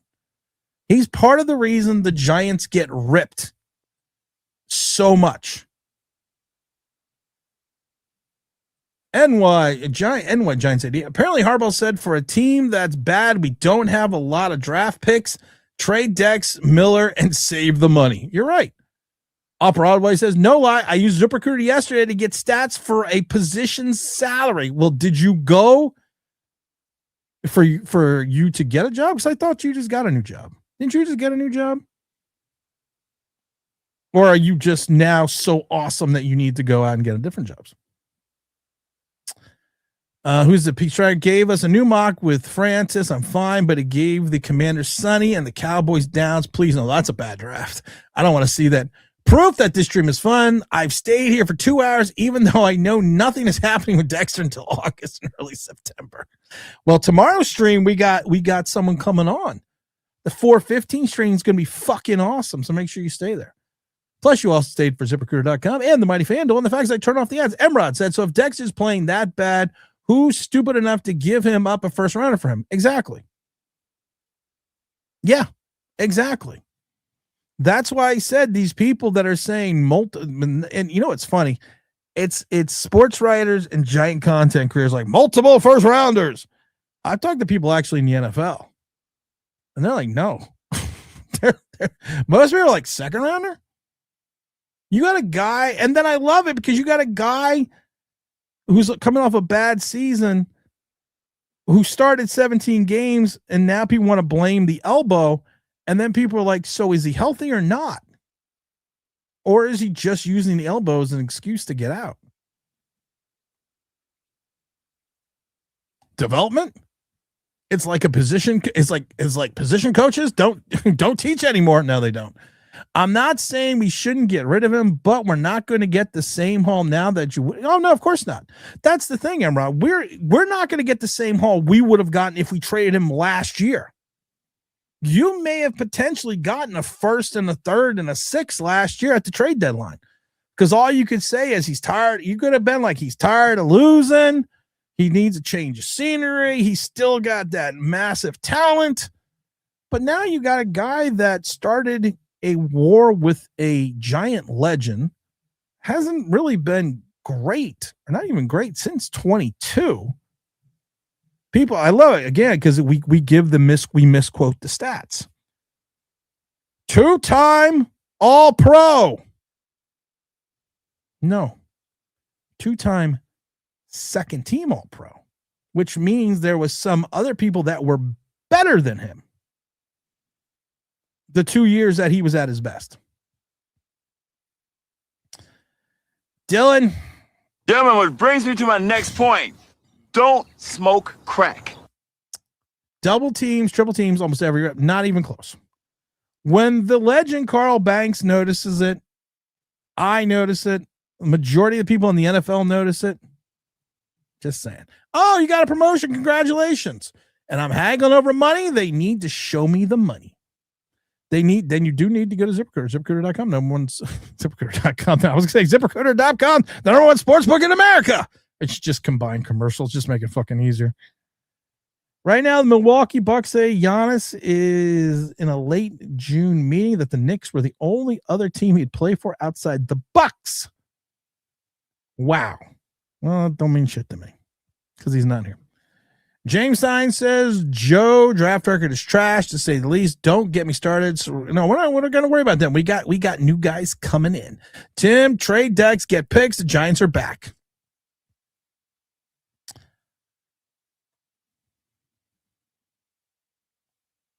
Yes, Brian Burns was doubled last year, so maybe did I misread your quote? I don't remember. Brian Burns was double teamed very much last year. You are 100% right. Where do we go? Oh, it's almost 2 hours. Wow. Coming on early is fun. I always laugh about my car because I was thinking about taking out the back seat. Not for speed. Not for speed reasons. Because it removes 114 pounds. So, well, that helps save on gas. I paid the $1 to put the back seat in the back. So now I'm getting 114. Just asking. More stupid autocorrect. No worries, brother. No worries, brother. Shit happens. Like I said, I didn't yell at you. I'm just giving you my opinion. All nothing but love. Nothing but love, man. All love in the building. Where do we go, my lovely? I should text the guest for Wednesday's stream. Make sure that he is going to be on. I'll have to confirm his availability. My phone is so fucking weird now. My phone is so weird. I just laugh because here we go. I'm just gonna make sure I have anything.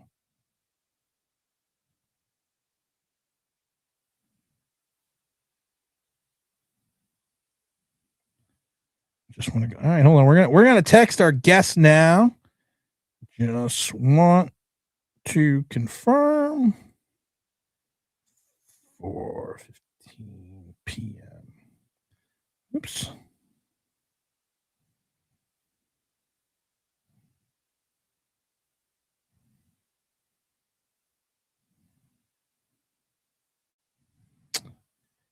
Oh yeah, I'm on a stream. I'm texting people like I'm not on a stream. I just want to come from this Wednesday. Okay. Guest sent out. All right. I'm gonna put the link in the chat real quick if anyone wants to jump on for a minute and talk about Dexter Lawrence. I'll put the link in the chat real quick. I'm just gonna do this. Paste and send. If anyone wants. Yes. All right. Our guest is confirmed. Great. I will send out the link. Joe Spano, come on a minute. I will send out a link this evening. Joe Spano, come on a minute so you can talk about your guest. Let's see here. James, I said Joe Spano. What's up, James? What do you got to say real quick? Because I do have to close it out, but I got to get Joe on for a second. Okay, real quick, man. I think Dexter's got to go. We can't afford to pay the guy, so we need to trade him, get what we can for him, and develop our young defensive guys. That's it, man. That's it. I love it. I'm going to bring Joe on real quick. Joe, this was actually your guest. I wanted to bring you on because you deserve full credit for getting our guest. Why don't you tell us who's going to be here Wednesday live at 4:15 Eastern Standard? It's going to be the great Emery Hunt from CBS Sports and Football Game Plan. He does, to me, he's one of the best draft guys out there, and it's for a number of reasons. His stuff is different. It's more thorough. It's different. Yes, he's going to have a lot of the same guys at the top that the other draft guys have. That's a given. But there's going to be one guy that everybody else has in the top 100 that you don't see anywhere in his, except far further down. But you're also going to have one or two guys that you don't see in anybody's top 100 that are in his top 100. And those guys end up getting drafted, maybe not in the top 100, but they get drafted and they make an impact. And tomorrow's no exception. This year's no exception. You're going to see a lot of guys on the interior of the offensive line that are day 3 guys that he expects to be able to step in and start day 1. And the same thing along the interior of the defensive line. Nose tackles, defensive tackles that can start on day 1 that you can get in the 5th, 6th round and even later. So again, that's Emery Hunt is going to be on. Also, I believe the draft czar he's referred to as. We're going to make sure that we're going to have a lot of questions in regards to the defensive tackle position in the New York Giants draft. He also specializes a lot in the smaller schools.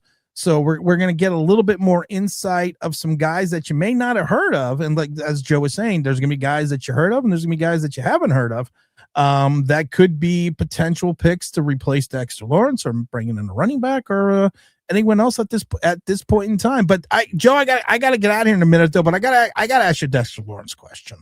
Sure, ask away. Why now?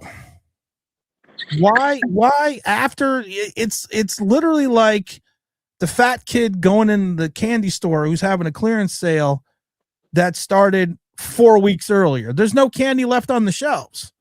You want to be moved at a time where the cap space is pretty much drying up and teams are already developing their game plan for the draft, and Dexter Lawrence's agent and team is coming out now saying, hey, you know what?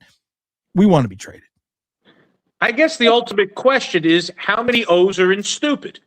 Apparently a lot. Probably because a lot. I just don't see this.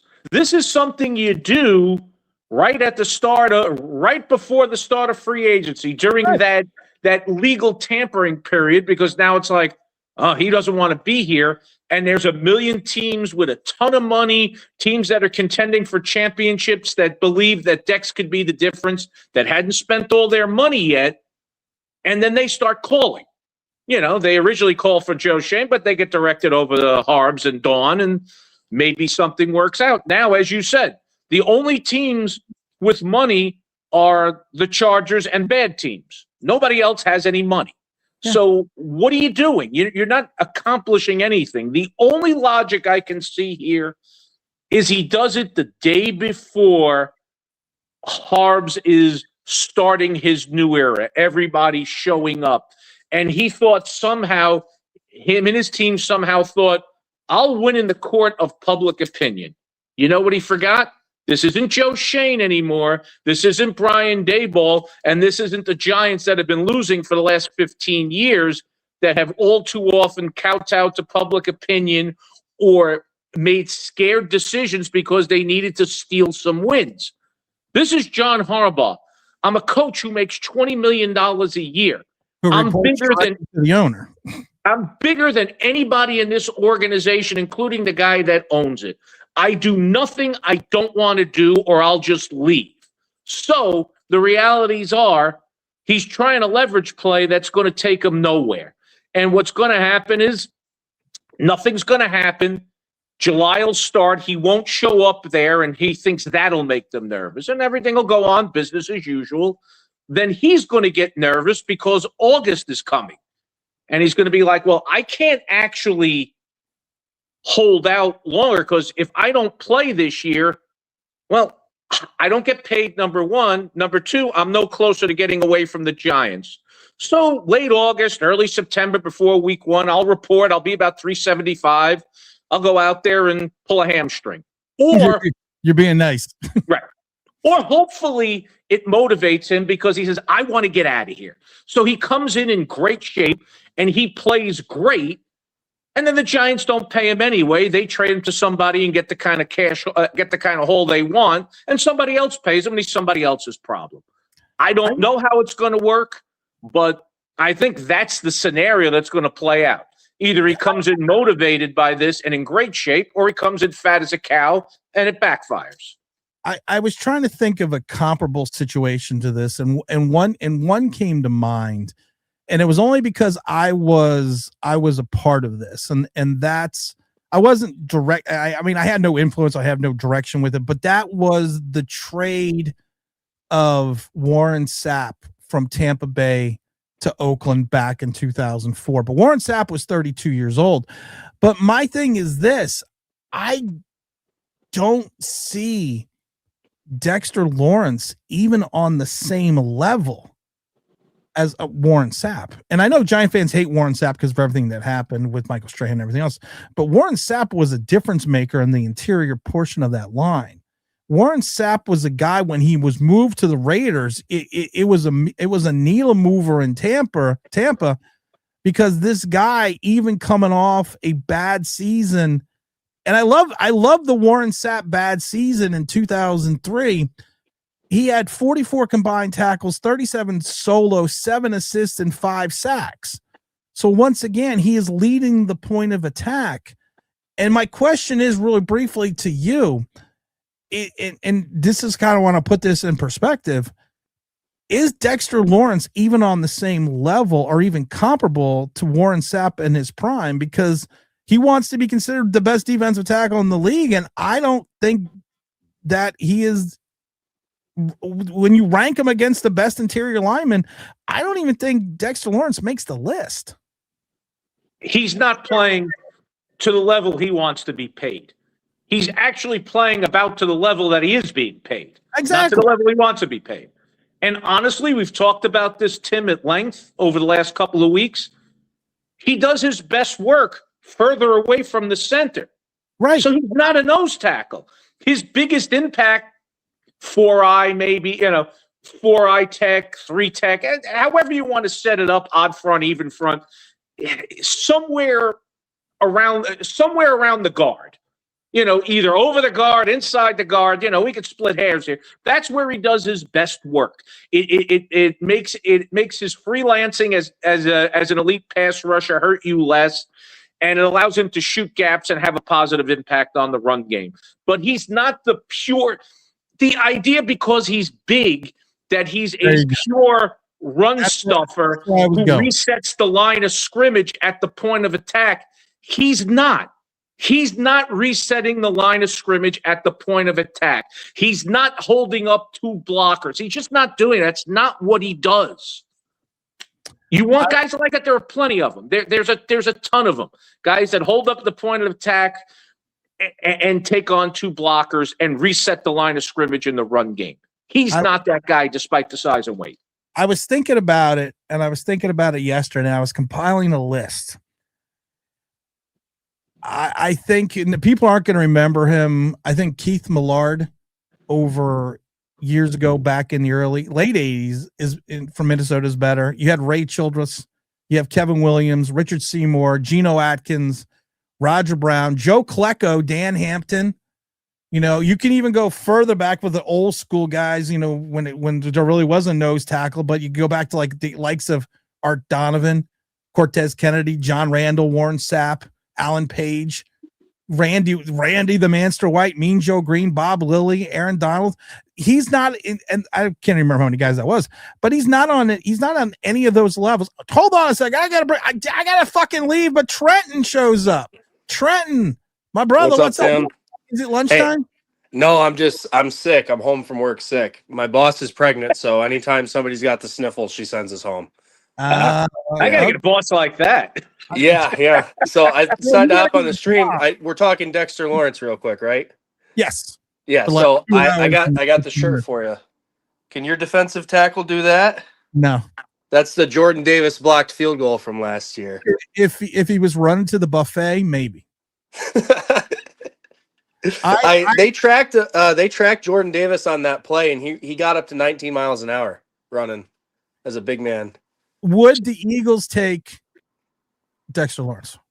We can't afford him. I think they actually would, because we don't really have, other than Jordan Davis, we don't really have a true nose in the rotation. Well, no, the problem is I want Jordan Davis. Yeah. Oh, no way. No, we just paid Jordan. We're going to be paying him an average of like 25 or 24 million a year going forward, I think. And then we're going to pay Jalen Carter next year if Jalen has a good year. I don't know. I could see us trading Jalen Carter in the future if he doesn't perform this year, because he had injury problems last year. But we don't have room for Dexter Lawrence. You can't be paying 3 defensive tackles over 20 million a year. Just, you can't build your team that way. No, I was joking. I just wanted Jordan Davis. I just wanted to make a swap. I'm sorry, man. Jordan Davis's career arc has been the reverse. Like, he came into the league kind of out of shape, not disciplined, and has progressively gotten better. Yeah, he's entering his prime, I think. Dexter Lawrence came in at 320. Now he's 350. Jordan Davis came into the league almost 400. I think he was 390 listed, and then he shedded some weight. I didn't know he was pushing 400, but I thought he was pushing around like 380 when he first. He was in the 390s when he came into camp as a rookie, and he had to lose a lot of weight. I think he's probably, if I were to guess, he's probably like 380 right now, maybe like 370. Yeah.